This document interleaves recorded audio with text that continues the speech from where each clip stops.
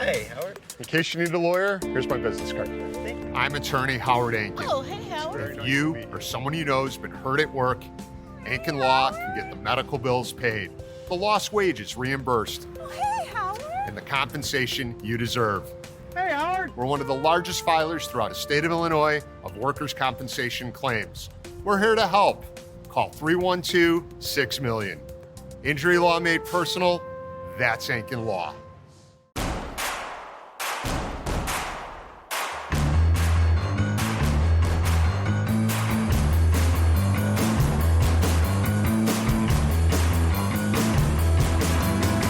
From your favorite source for Chicago White Sox talk, delivering news, interviews, analysis, and more.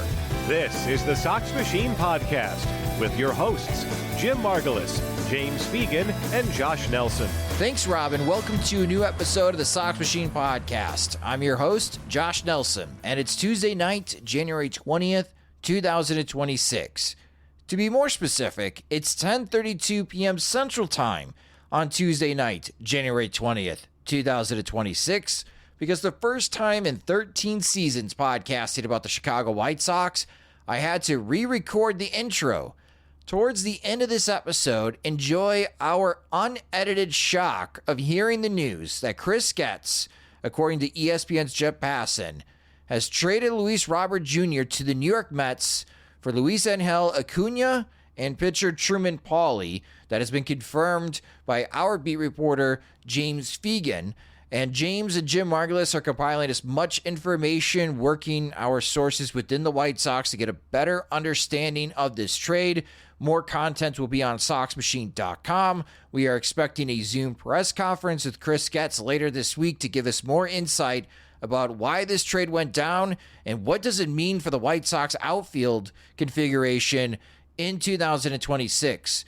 In the meantime, this episode originally was focused on remembering White Sox great Wilbur Wood, who passed away at age 84. Current White Sox TV analyst Steve Stone shared his memories of being Woods' teammate. Plus, the Baseball Hall of Fame announces that Carlos Beltran and Andruw Jones are getting the call. What do we think of this Hall of Fame class, and how is Mark Burley faring in voting?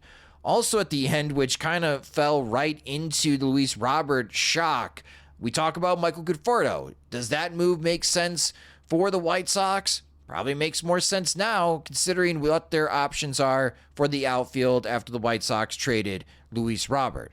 We will have a new episode covering all aspects of the Luis Robert Jr. trade shortly. Again, this news broke very late on Tuesday night. First, some site news. Other than please subscribe to Sox Machine to get more coverage of the Luis Robert trade. Some updates to the podcast. For those that remember the White Sox wake-up call, when the White Sox were good, when there was plenty to talk about as far as newsworthy items, we are bringing back that morning podcast during the regular season. We'll be covering as far as what happened the night before. We'll have audio from Will Venable and White Sox players that we'll be putting into those episodes. So if you missed the game because of life, don't worry, we got that covered for you. We'll be recapping all the action throughout White Sox minor leagues. Also, because the White Sox have the number one pick, I'm coining the term the Rock Report. So see how Rock Chalowski is doing and other college baseball prospects for the upcoming MLB draft, and also any updates on how the high schoolers are faring, as the White Sox again have the number one overall pick. So the White Sox wake-up call is coming back this upcoming year. I'm pretty excited about that. As far as some of our events, again, the big event for us, we are celebrating 20 years of SoxMachine.com in 2026, and we are hosting an event August 7th and 8th in Chicago. The White Sox are playing the Cleveland Guardians that weekend. And on Saturday, we're going to be hosting a tailgate. There'll be cake. We'll also be having group tickets. We are working with the Chicago White Sox on that. So there is and on the events page on SoxMachine.com, so SoxMachine.com/events, and this will be within the podcast post as well, and blast it out on our social media channels, and we'll be emailing subscribers as well informing you how you can RSVP. That helps me a great deal to get an understanding of how big of a block of tickets that we would need and how many tailgate grids that we'll also have on hand for that Saturday, August 8th game. If you're part of the Sox Machine Veterans Committee, we're going to have some events going on August 7th. We're going to have a pregame and postgame party as well. The pregame parties will be at the Remova Theater in their beer garden, and also Electric Funeral, which is right across the street from the Remova Theater off of Halstead and 35th Street. And really looking forward to that 20th anniversary party, getting a chance to see everyone. I know a lot of people were excited about Detroit. So from Sox Machine's point of view, we will now not be going to Detroit during Father's Day weekend in June. If you are planning on going, you should go. Detroit's a good time. But with the White Sox having the number one pick and all the other newsworthy items, we're sending James to spring training, as Chris Getz will be speaking at spring training on February 9th, and I'm sure the White Sox will be making more moves in the aftermath of Luis Robert being traded between now and spring training. Of course, we'll be there also at Sox Fest. I'm heading to Arlington, Texas to see Rock Chalowski and Grady Emerson in person. I'll also be heading to Nashville, Tennessee in March to join Jim as LSU plays Vanderbilt. That gets us an opportunity to see even more MLB draft prospects. And Jim will be covering the Charlotte Knights in their first week of the regular season when minor league baseball also opens up their 2026 campaign, as the Charlotte Knights will be playing against the Nashville Sound. So because of that, and we are deciding that with our budget for the 2026 season, it makes more sense for us to go on the road and try to get as much content, get as many in-person interviews as possible to help inform you White Sox fans on what the team is doing at the major league level, the minor league level, and the upcoming MLB draft, especially the importance of having the number one overall pick, that we can't do everything that we wanted to do. So unfortunately, we will not be heading to Detroit as far as in that road trip. We are hoping that we can make our way down to St. Louis in September. I know with the Chicago Bears being how successful they were, and it was a heartbreaking loss they had in the playoffs, that's looking to be like week one of the 2026-2027 NFL season when the White Sox travel to St. Louis. But hey, if the Indiana Hoosiers can win the national championship in football, maybe the White Sox in 2026 can shock everyone and contend despite trading Luis Robert. And maybe that series will be of interest in September in St. Louis. Again, we'll provide more information. It won't be like a huge thing that we do in St. Louis. Be more of just a meetup than the full-blown event that we had in Pittsburgh. But for all of you that have already booked hotel rooms or planning to go to Detroit, please still go to Detroit and catch those games. I do want to give you a heads up. The Saturday game time on June 20th is now a 1 p.m. Eastern time start. So it's not a Saturday night game. It is a Saturday afternoon game, with Sunday, June 21st being Father's Day. That will also be around 1 p.m. Eastern time. So if you're trying to drive from Chicago to Detroit for that Saturday game, that's going to be a very early wake-up call on Saturday morning. So again, though, I look forward to seeing everyone in Chicago for Sox Machine's 20th anniversary party on August 7th and 8th. For more information and how to RSVP, go to soxmachine.com/events. Why choose a Sleep Number smart bed? Can I make my site softer? Can I make my site firmer? Can we sleep cooler? Sleep Number does that. Cools up to 8 times faster and lets you choose your ideal comfort on either side. Your Sleep Number setting. JD Power ranks Sleep Number #1 in customer satisfaction with mattresses purchased in-store and online. And now, the more you buy, the more you save on beds, bases, and more. Limited time. For JD Power 2025 award information, visit jdpower.com/awards. Check it out at a Sleep Number store or sleepnumber.com today. On Saturday, January 17th, former White Sox pitcher Wilbur Wood passed away at the age of 84 years old.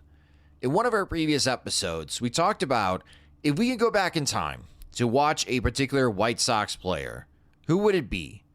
My pick was Wilbur Wood, a left-handed knuckleballer. You never see that. Wood in 1971 and 1972 posted back-to-back 10-plus WAR seasons. In that 1971 season, Wood appeared in 44 games, started 42 of them, had 22 complete games with 7 shutouts spanning 334 innings. Many starting pitchers in today's game don't even come close to a career of having 22 complete games or even 7 shutouts. Wood did it in one season. His earned run average was a microscopic 1.91 with a 2.63 FIP. Cut it any way you like, advanced or standard metrics, one of the best pitching seasons, if not the best pitching season for a White Sox pitcher in franchise history. Then Wood followed that season, leading the league with 24 wins, 49 games started, pitched 376 2/3 innings, while carrying a 2.51 earned run average and a 2.99 FIP. The last 7 WAR pitching season we've seen from a White Sox pitcher was Esteban Loaiza, when he finished second in the AL Cy Young voting in 2003, as he posted a 7.2 WAR season. The last 6 WAR White Sox pitcher was Dylan Cease in 2022. Sure, it was a much different era back when Wood pitched, but these franchise records Wood holds might never be touched. As Jim Margulis wrote on SoxMachine.com, Wood's legacy will be everlasting, especially with how pitchers are used today. One of Wood's former teammates with the White Sox, current TV color analyst Steve Stone, shared what it was like having Wood as a teammate. Oh, I think Wilbur was a really nice guy. He was very funny, and he was just one of those guys that was an unassuming star. I mean, when you look at some of the numbers, you get a guy that started 48 games in a season. He was one of those guys that just handed him the baseball. He kept on pitching, whether it was a doubleheader or whether he had to pitch with a day's rest or whatever the case may be. And Wilbur facilitated for me, because of his presence, I actually pitched in a 3-man pitching rotation. It was Wilbur, Stan Bonson, and me. So every third day, I was getting the baseball because they wanted to get Wilbur as many starts as they possibly could, because he could pitch forever, as evidenced by pitching a doubleheader, getting decisions in both games, and all of those things that he did. But because there wasn't a whole lot of strain on his arm because of the knuckleball, he was able to just keep going out there. So that meant that there was 2 other guinea pigs that had to go out there with 2 days rest and pitch in the same rotation. And from June 2nd on that year, I was one of those guys. So I think I started my first game for the White Sox that year because with 3-man rotation, I was the 4th starter, but they stuck me in the bullpen. So I remember getting my first start on June 2nd and throwing 174 innings, I believe, that year. So there was a lot of starts condensed in a very, very short period of time. Yeah, I liked him. I thought he was a pretty good teammate. And again, one of the more unassuming guys you'd ever met in your life. You know, a lot of people say that you're one way when you come in the game, and if you achieve any stardom, all of a sudden you start to assume that the life revolves around me syndrome that happens to some professional athletes. Wilbur was the antithesis of that guy. He was just a plain old guy that came in and had this ability to throw a knuckleball. Obviously, you know, because he obviously got to where he was allowed to throw a knuckleball in the major leagues by throwing regular pitches along the way, and suddenly realized that he had just adequate stuff, but the knuckleball made him special. Of course, Stone was a much different pitcher than Wood, relying on his curveball versus Wood relying on the knuckler. But despite the differences, Stone did learn valuable lessons from Wood that if you have an unhittable pitch, stick with it. Well, Wilbur used to say to me, I've got the best curveball. He used to say that he had the best curveball on the team. And I said, well, why don't you throw it? He said, no, thanks. I'll stick with the knuckleball.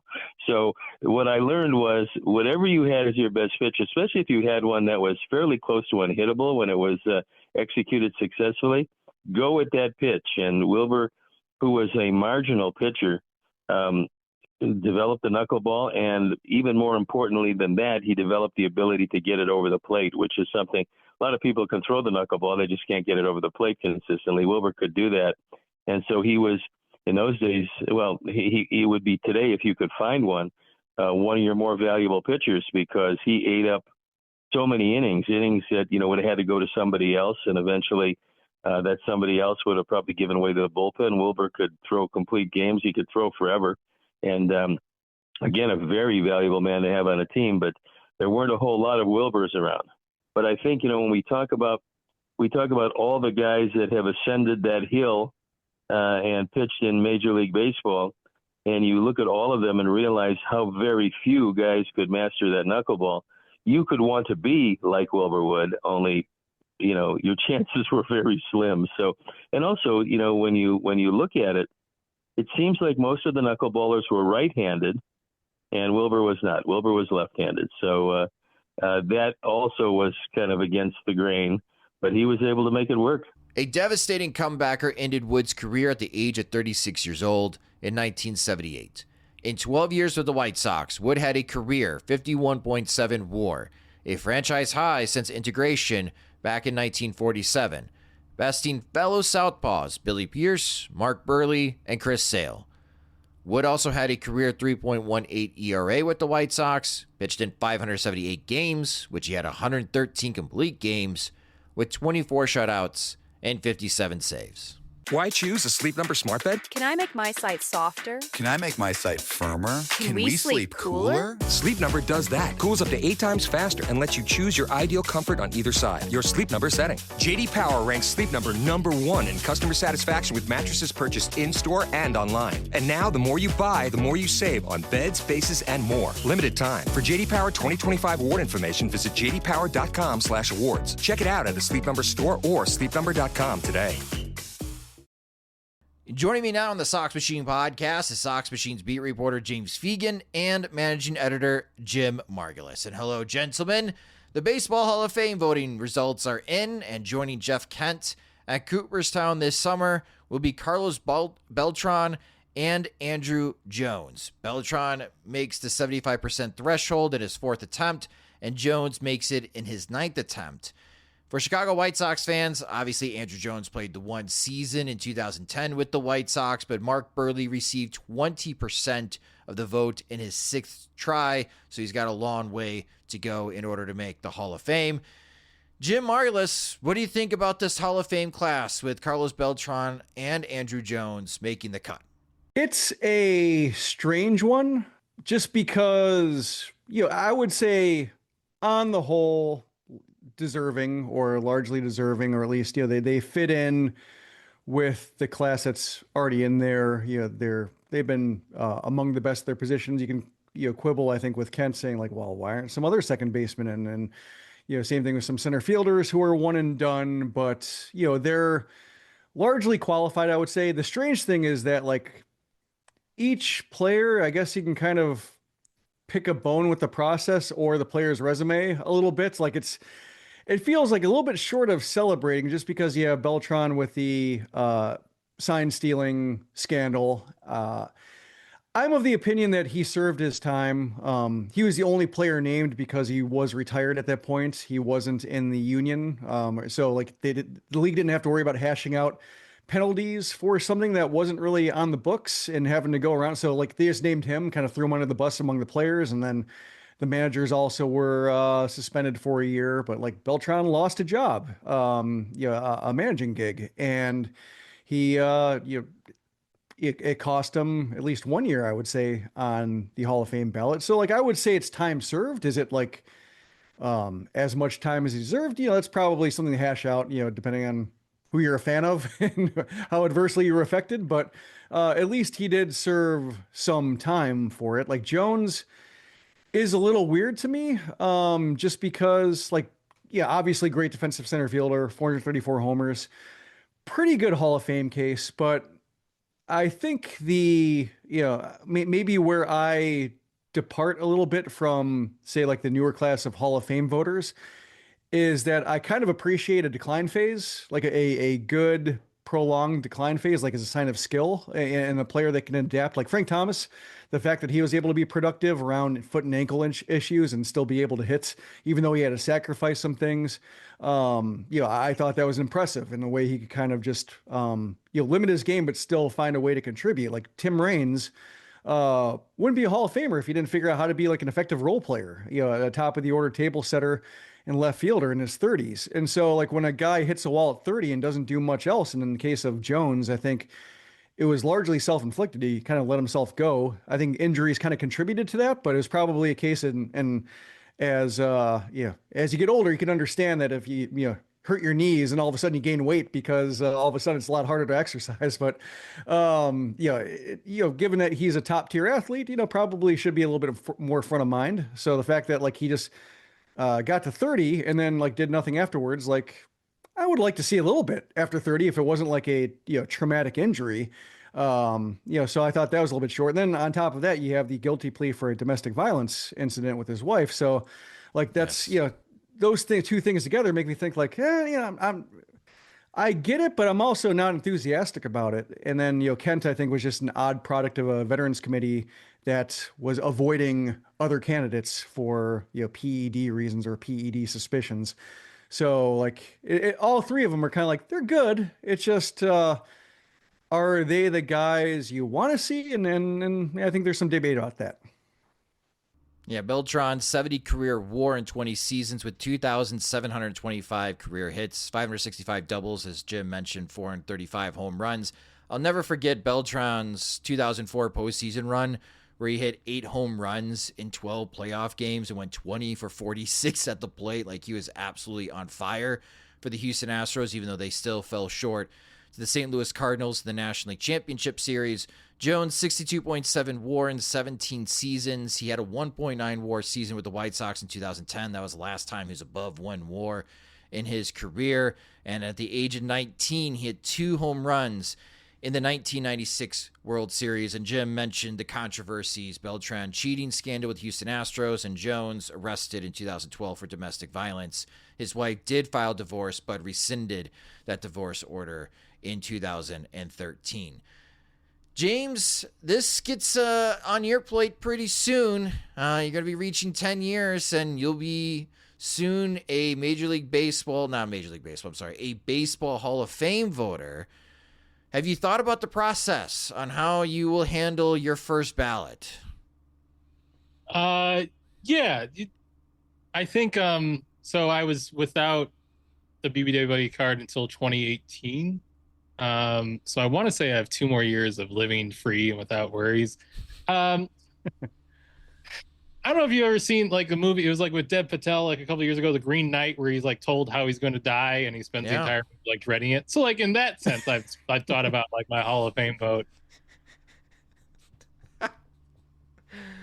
It's like I don't want the attention or the scrutiny that comes with it, but I also know that my general antipathy for all my jadedness about everything, I can't really hold it while not participating or trying to make it like it better or like at least contributing my take to it. If people think my baseball logic is like worth a damn, I probably, and that's what I have my career to thank to, because we are literally consumer supported, then I probably owe it to my audience that, participate. And, Sox Machine operates with a paywall. It'd be nice to have some exclusive content to put on. That's definitely a part of my thought process. I don't think I would want to do. I don't like begrudge the writers who do it, but I don't think I'd want to do the necessarily. Maybe the circumstances would be right. I would do it, but like the kind of throw a vote away for the sake of like making a statement on a player type of thing. But then again, I could see all the reasons I get tempted to. Like in a sense, like I think the goal should be just like getting it right, not like using our ballots to make like certain statements. Like it's the same like gripe I have about like all the attention to like MVP votes. It's just like what is like screaming at people like 10th place votes or even like 3rd place votes means. Like we're just trying to name the MVP. If we got the right guy, like the voting process worked. That's why we cast this super wide net and give people ranked choice voting, is just to get the result right. So I think that should be the larger goal. And that's what I would try to like center more than any other kind of statements or stuff like that. But yeah, I got to think about like how I feel about PEDs in general, on record PED violations that were like punished and adjudicated, not just like we think this was an issue before it was being enforced, and all those separations. And I think Burley is probably a great representative of a big thing to think about, is because he's kind of this not the canary in the coal mine, more like the last man standing, a little bit of like his workload. It was like his big strength back when he in his prime, but it wasn't like no one's doing this. No one's pitching 200 innings a year. Like it was more that he was doing it every single year, type of consistency and just not getting hurt. But now he looks like this extreme outlier versus our new crop of starting pitchers. And by all means, if we're going to honor the best starting pitchers of our generation, like our standards for like what we think is a Hall of Fame, career totals has to change in some way. And Burley's kind of like caught in the middle. It's like, he lasted long enough where he did become an extreme outlier in durability and innings, but that wasn't necessarily where he originated. And how do you appropriately honor that and value that? Yeah, it's a pickle. I have more like questions I have to ask myself than answers I have for any of the questions. It's kind of why like it feels like, oh God, I let something happen, make it 15 years. I don't know. But do you face this type of, I guess, angst when you're voting for awards? Because like for me, with the college baseball stuff, for the Dick Howser Award, I have to list the top 8 players I thought for the college season, where it goes from 8 points to your first place, 7, 6, all the way down to 1. And some years I have struggled. Like last year, I really struggled because I felt like I left out guys that deserved to be part of the conversation, the Dick Howser Award for best college baseball player. Do you face that type of anxiety when voting for the MLB awards right now? I mean, a little bit, but like less so because one, like on a pro league level, like college, like somebody could be just killing it at UC Irvine and just like not getting noticed for some reason. Right. Whereas like you're really good in the major leagues, like people kind of generally know what season you are. Unless, I don't know, apparently Yamamoto putting up a 6-4 season is just anonymous in 2019.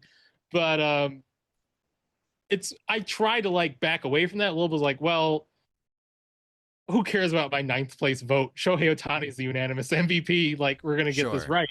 Whereas like, this is not just like, we need to get the top guy right. This is someone's career legacy and all that. I think it's a lot of weight. And I know my father was an English teacher for 35 years. I think he had things he wanted people to learn, but in the end, he was a big softy and just wanted everyone to feel good about their year and pass. Probably, I think at the end, I was like, these guys should feel good about their career. They gave so much. Like, let's why not? Like, I'd probably lean more towards like Big Hall and like softy and like it'd be nice to have this guy have a celebration of his career while he's still alive, more than like anyone under 70 WAR needs to be put into the vacuum of space type of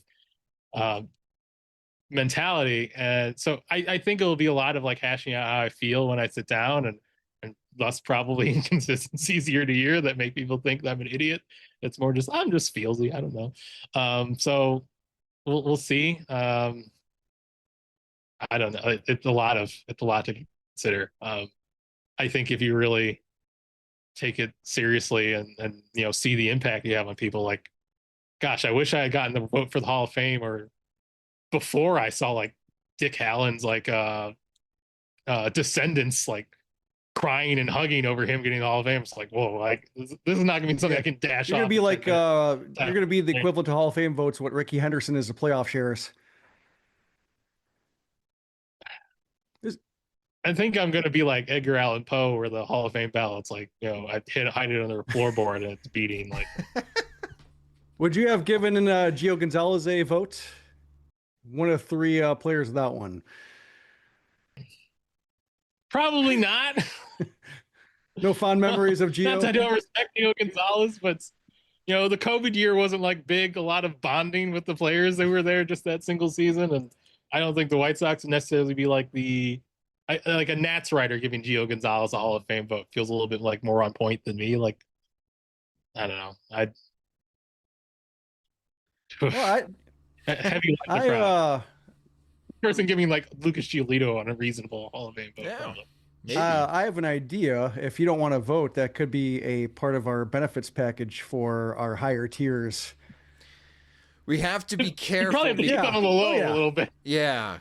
Who's the radio guy that lost his ballot? Dan Lebitard. Yeah, Le Batard. Yeah, he lost his vote because of that. That'd be under the Gospers section of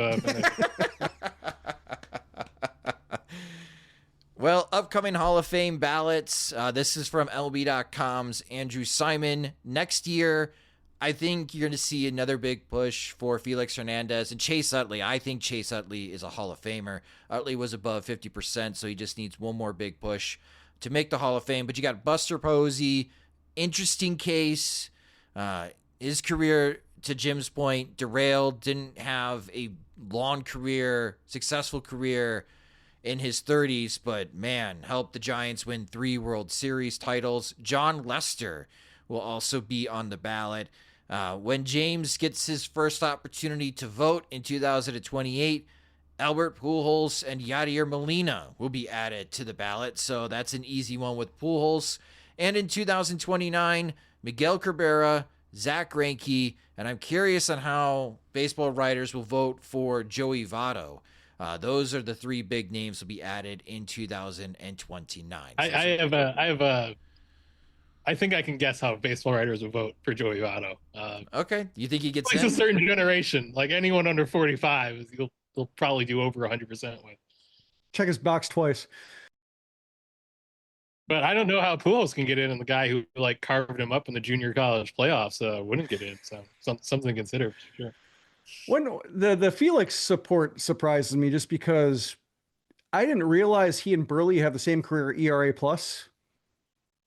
Like, for somebody who's peak candidate and, largely was unproductive after 30 or even after 29, I thought like, oh, he's got to be like, coming up short in innings, but he'll have like a 130 ERA plus. He'll be like a cut above Burley to where what point would there have been to a sustained stretch of being average or like slightly below average? But then you look at it and like, Burley beat him by 500 or so innings with the same, overall production. And so seeing, Hernandez drawing more than twice the support, that's one that catches me. I get, where Hamels is, I get where Pettit is, warts and all, just because, when you lump in the sheer amount of innings that Pettit threw in the postseason, there's a pretty clear separation between him and Burley, PED stuff aside. But yeah, Felix is the one. Yeah, I get it because he was a phenomenon, and just it's very easy to picture him, pitching at Safeco with Kings Court and everything like that, and had some achievements. But I was surprised by how, on the whole, maybe it's a Safeco effect of just being a park that's tougher on runs, but the fact that they washed out kind of the same in terms of preventing runs over the course of their career was surprising. Well, to your point, like Burley just never had a point where he wasn't really deserving of a rotation slot. Like the worst he ever did was like a 95 ERA plus season, and it wasn't even at the end. It was just smack in the middle there. Whereas like Felix took 2 WAR off his total with those last 2 years, where he's just kind of in the rotation because he's Felix, but probably wouldn't be there if he was a pre-arb guy based on how he's performing. That to Burley's credit, there was never really that stretch of his career.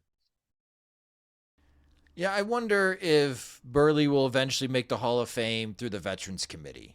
I'm not confident he's going to make it in the next 3 votes that he's going to be on the ballot, especially with some of the names that are going to be added to the Hall of Fame ballot. But he's still kicking around. He hasn't missed the 5% threshold, and it seems like he's gaining some votes, not enough to really project him to be making the Hall of Fame by the 10th time. But he's still on the ballot, damn it. He's still part of the conversation. I would like to be like really old, like Veterans Committee, because then like there would be a chance that they induct him, but they can't find him. Look up. Yeah, that'd be just Burley. in Missouri somewhere. Look in the trees. You'll probably find him. The last item for this podcast episode, a little bit of a White Sox rumor. According to John Heyman of the New York Post, the Chicago White Sox have some interest in former Dodgers outfielder Michael Conforto. And man, I remember some Sox Machine podcasts a few years ago when we talked a lot about the White Sox should go after Michael Conforto when, he was good. He was not good for the Dodgers last year. He made a lot of money for the Dodgers, but it was not very good. But James, let's look at it on the bright side. Let's say if there's actual smoke to this interest for the Chicago White Sox as they are looking to help boost their outfield production in 2026. Why would it be a good idea for the White Sox to entertain the notion of signing Michael Conforto? Well, I talked to Ryan Fuller recently about their plans for 3 guys who have pop but swing and miss too much. You know, they could hit in the same group, so that would fit. It's like it fits like what they've been doing. It's like they haven't signed anyone for their offense who, if you had good major league numbers last year, you're probably not on the White Sox like price range generally. So he's in that range. He's been good in the past. He was, I think, the guy even for the Giants in 2024. I think the White Sox would take that and laugh all the way, if not to the bank, maybe the credit union.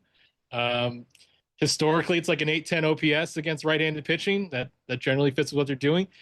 Looking at like his TrackMan numbers today, like under the hood, and I'm sure like someone with like, I'm sure if like if I said this to like Craig Goldstein, a Dodgers fan, I know like he would probably have an aneurysm, but like underlying numbers look fine. It doesn't look like it should be falling apart. Like it's a little bit more swing and miss in the zone than average, but it's not catastrophic. He's still like his chase rates are pretty much fine.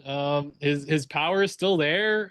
You know, it's still like above average exit velo. It's still has good bat speed. I think that was like 70th percentile or something like that. Like the raw ingredients are as good or if not better than like say Everson Pereira, who I've spent like a lot of this month like talking about or thinking about or how they get him right. Certainly had a better last year than Jared Kelenic did. It's not exciting, but it's certainly like as far as like all the reclamation projects they've gone to, all the kind of ingredients are there to be fine. At the same time, he's 33, and his defense is probably not going to take a sudden uptick. And it doesn't make anyone feel good to say the Dodgers just tried this and it failed. Maybe it's the White Sox turn to try, but who knows? Like it's not out of step with anything they've been doing. On the flip side, Jim, if the White Sox did sign Michael Conforto now, it'd feel very much like a Kenny always gets his man type of signing. Eventually, the White Sox get their intended target. Why would it be a bad idea for the White Sox to sign Michael Conforto? Shoulders are tough in terms of just getting all of your physical ability back from them, whether you're pitching, hitting, fielding, etc. Always seems to be something that just can't be brushed off whenever you have a significant injury and you see a performance trend downwards after it. I think there are lasting effects. Also, just, I think James will be getting a lot of texts from Craig based on his Blue Sky posts about Michael Conforto over the course of the season. And just like whenever Conforto was, I guess there's like a factor with the Bulls whenever I follow people on Blue Sky who are watching the game and I have no idea if they're winning or losing. Most of the time they're losing, or I have no idea what the record is. It's usually like 4 games under 500, but just it always sounds like hell whenever the Bulls are playing. And that was my feelings watching Craig unravel every time Conforto was involved in an inning where he should have been hitting for himself. So that's, I think, one reason why, learn from him and not get wrapped up in the experience. But I think the argument for signing him is similar to the argument for signing Mike Tauchman. And, Tauchman is more productive, but he is coming off a knee surgery, kind of same age, same first name, same handedness. You're not expecting a whole lot if you try to trade him at the deadline. So I think you're just looking for like professionalism, maybe somebody who's a little lower maintenance in the batter's box because of all these projects they have. And, maybe flip them for something at the deadline, but if not, like maybe just like having them around to give a little more competence to the order. But I'm not sure based on what he's done since missing all of 2022, like if that guy is still there. We'll see. I'm curious what the dollar amount is going to be. This very well could be a case for Conforto that if he doesn't have a contract on hand entering spring training, and we're getting close to spring training starting, I wonder if the White Sox like, hey, we'll give you $5 million and you can go play right field for us, if he would take that. I mean, that's a pretty big pay cut from what he made from the Dodgers. last year, but I just don't know if he can get a starting gig elsewhere for a lot of money. So we'll see if this does come to fruition, but that's the latest White Sox gossip. Michael Conforto, possible target according to John Heyman of the New York Post. And if Cody Bellinger ever makes up his mind and where he's going to sign, if the Mets don't win that sweepstakes, I am expecting the Mets to be involved, and we'll be talking about more Luis Robert trade rumors as we inch closer to Sox Fest, which will be on January 30th and 31st. So things are finally coming into place here as far as free agency wrapping up with Bo Bichette signing with the New York Mets. Do we have breaking news? Mets just traded for Robert. Did they? Yes. You're not. No. No. Yeah. What? Jeff Passan. As we okay, podcast listeners, I'm not going to edit this out. Yeah. Breaking: the New York Mets in agreement on a trade to acquire center fielder Luis Robert Jr. from the Chicago White Sox. Sources tell ESPN White Sox will receive 2 young players from the Mets. Okay, I did not know this. So we are recording this. Amazing timing. Just happened. So I'm going to assume then the Mets believe that they are not going to be signing Cody Bellinger. I'm going to assume Lucas is not coming to Sox Fest. That's a safe assumption. All right, so James, your fondest memory of Luis Robert Jr. on the beat. No. Wow. Off the top of your head. Yeah. No, let's see how long it takes for the names to come in. Acuna. Oh, there we go. There it is. The younger Acuna. Yeah. Luis Angel Acuna and Truman Pauly. What is the state of Luis Angel Acuna's game? Well, he likes to swing. It's not a secret. Yeah. Yeah. Shortstop, right? Infielder. I thought he was a shortstop. I mean, I'm sure he's played at some point. Is that like what he's doing on an everyday basis at this point? So he does have some major league experience. He does. Can confirm. Robert for Acuna and Pauly. Well, this is amazing. I mean, it'd be more amazing to do it like, 20 minutes ago. Yeah, I guess. Yeah, sorry, podcast listeners. This might be the most disjointed segment we've ever had. But not as disjointed if it did it 10 minutes later, though. Yeah. All back on. You're like, everybody get back on. Yeah, Acuna in 2023 and 2024 was in the top 100 for MLB.com. Our friend over there, Jim Callis and Jonathan Mayo. And Truman Pauly, Harvard guy. He sounds like a Harvard Doodah. College boy. So 109 games in the major leagues. Acuna, 248 batting average, 299 on base percentage, 341 slugging, with 3 home runs and 14 RBIs, 16 stolen bases. That was the part that I remember, is that a lot of stolen bases, 52 stolen bases in 6 seasons in the minor leagues. All right. I remember him being regarded as a good get for Max Scherzer, given the, given Scherzer's age and a prospect of interest. There are tools. He's like, I made the swing joke because it's my favorite Jose Abreu quote, but approach is generally what's holding it back. The trajectory will be his friend.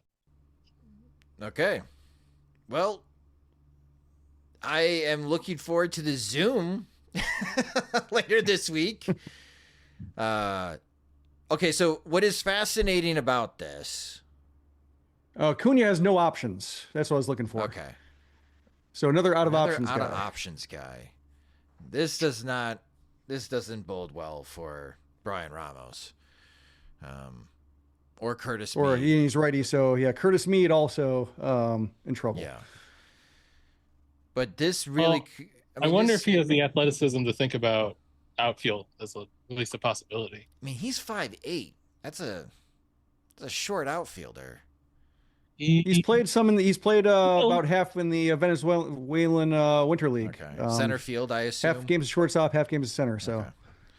does seem like a point of emphasis he's working on. All right.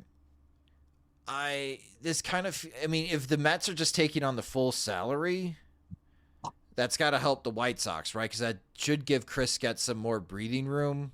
Michael Conforto money. Michael Conforto money. Wow. Yeah. So, Luis Robert, no longer with the White Sox. As this wraps up the podcast, so we're probably going to have to record tomorrow as we get more details of what the hell just happened. Wow, this is a first. Bam. This is a first. So enjoy this podcast episode, everyone. We'll be back later this week as we hear more from the Chicago White Sox and Chris Getz on the thought process of trading Luis Robert, and James works as far as the sources to get more information of what the White Sox are hoping for, what could be next. But yeah, as we right before, I just talked about it. If the White Sox signed Michael Conforto or Cody Bellinger, if Cody Bellinger signed elsewhere, I thought the Mets would become calling, and sure enough, the Mets have come calling. And Luis Robert now joins Bo Bichette and Marcus Semien, who already have Francisco Lindor and Juan Soto. That's an interesting outfield now. Luis Robert and Juan Soto.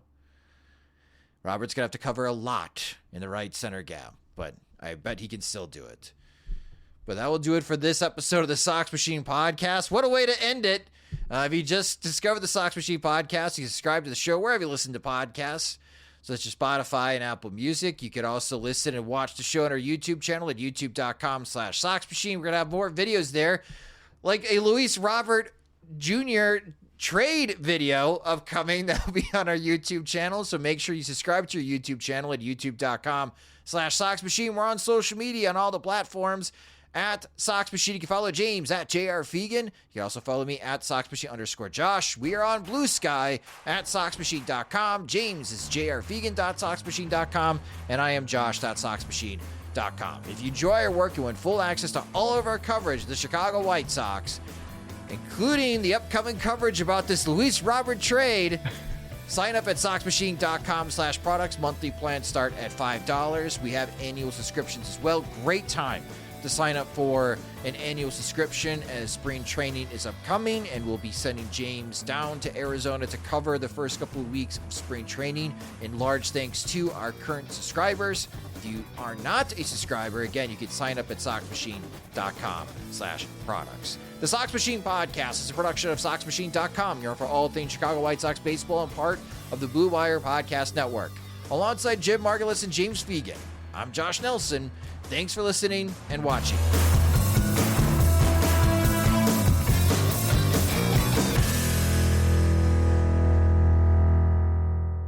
Why choose a Sleep Number smart bed? Can I make my site softer? Can I make my site firmer? Can we sleep cooler? Sleep Number does that. Cools up to 8 times faster and lets you choose your ideal comfort on either side. Your Sleep Number setting. JD Power ranks Sleep Number #1 in customer satisfaction with mattresses purchased in-store and online. And now, the more you buy, the more you save on beds, bases, and more. Limited time. For JD Power 2025 award information, visit jdpower.com/awards. Check it out at a Sleep Number store or sleepnumber.com today.